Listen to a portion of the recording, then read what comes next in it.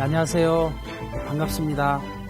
이번 시간에는 하나님과 인간과의 관계에 대해서 알아보기로 하겠습니다.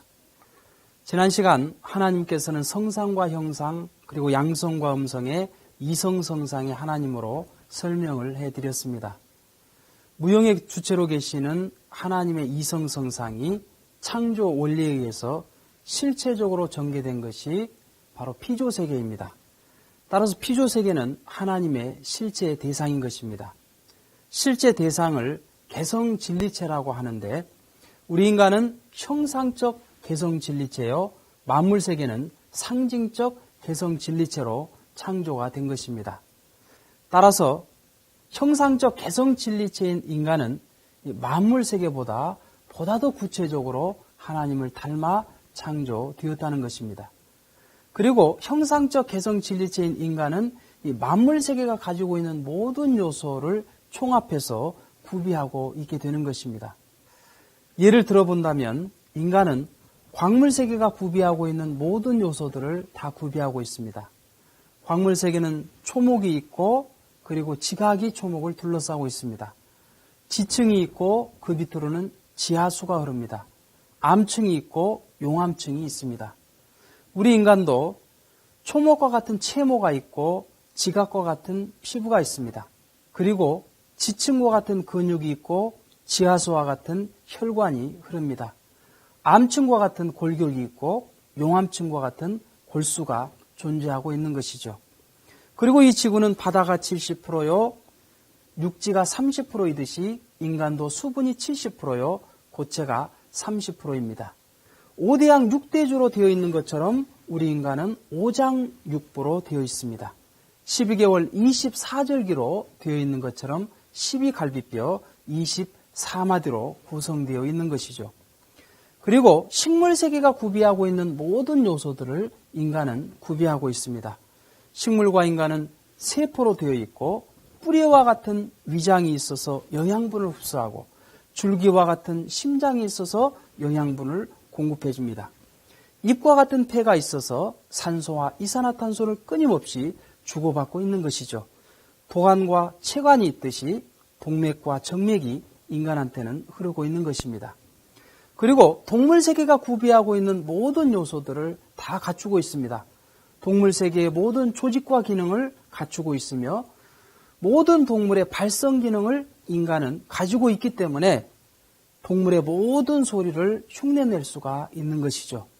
그리고 모든 존재의 형태와 곡선미를 인간은 갖추고 있기 때문에 화가는 최종적으로 아름다움의 극치를 인간의 나체를 가지고서 표현하게 되는 것입니다.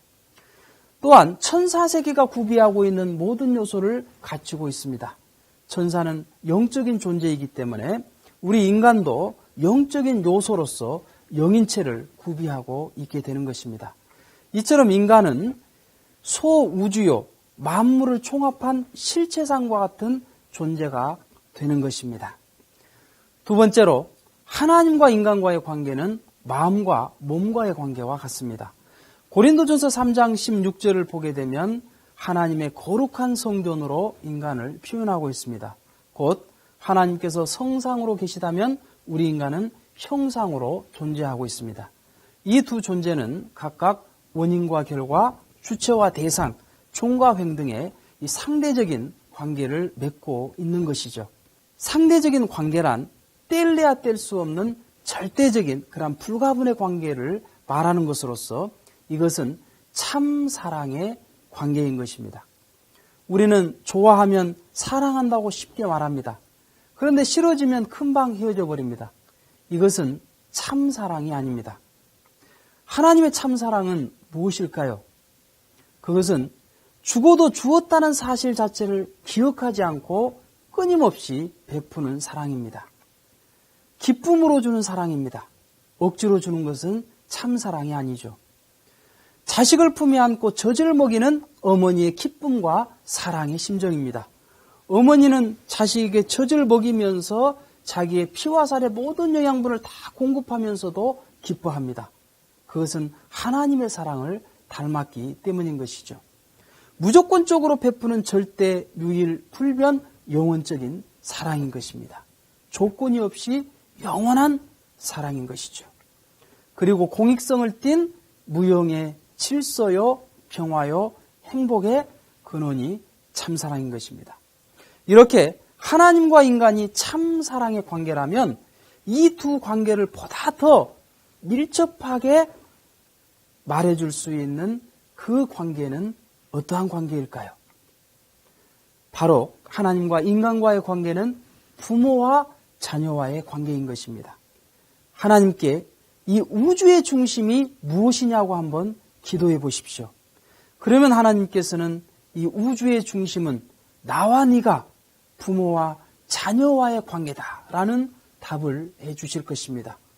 여기에서부터 모든 우주의 비밀이 다 풀려나는 것입니다.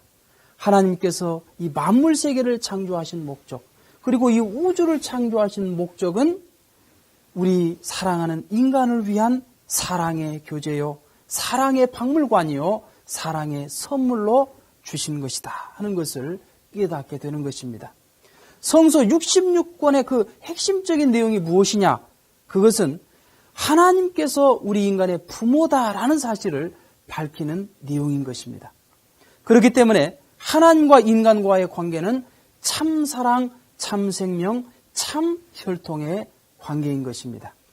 부모인 하나님은 100% 당신 전체를 투입하셔서 우리 인간을 창조해 내신 것입니다. 단순히 금 나와라 뚝딱, 은 나와라 뚝딱 장난식으로 창조한 그런 하나님이 아니신 것입니다. 하나님께서 갖고 계시는 모든 사랑을, 하나님께서 갖고 계시는 모든 생명을, 하나님의 모든 이상을 투입해서 우리 인간을 창조해 내셨던 것입니다. 부모 앞에 자녀는 절대적인 참사랑의 상대요, 부모 이상의 가치를 가지듯이 하나님 앞에 우리 인간은 절대적인 참사랑의 상대요, 하나님 이상의 가치를 가지도록 창조를 해 주셨던 것입니다. 부모의 사랑은 자녀가 더 낫기를 바라듯이 하나님은 우리 인간이 더 낫기를 바라고 창조하신 것입니다. 하나님은 사랑의 대상으로 창조된 인간이 없이는 기쁨도 행복도 느끼지 못하는 것입니다. 그렇기 때문에 우리 인간은 하나님의 심정과 참사랑으로 인연된 자녀가 되는 것입니다. 하나님의 성상 속에는 정지의가 있고 그 속에는 심정이 내재되어 있습니다. 심정이란 사랑을 통해 기뻐하고자 하는 억제할 수 없는 정적인 충동을 말하는 것으로서 이것은 하나님의 본질적 속성이요 참사랑의 뿌리요 창조의 동기가 되는 것입니다. 따라서 하나님은 인간을 그냥 우연히 순간으로 창조한 것이 아닙니다.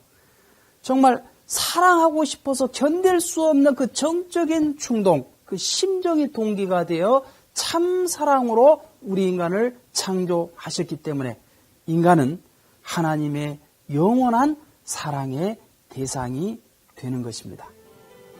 그렇다면 부모이신 하나님으로부터 우리는 어떤 힘을 받고 있으며 어떠한 작용을 통해 창조 본연의 모습으로 살아갈 수 있는지 다음 시간에 알아보기로 하겠습니다. 감사합니다.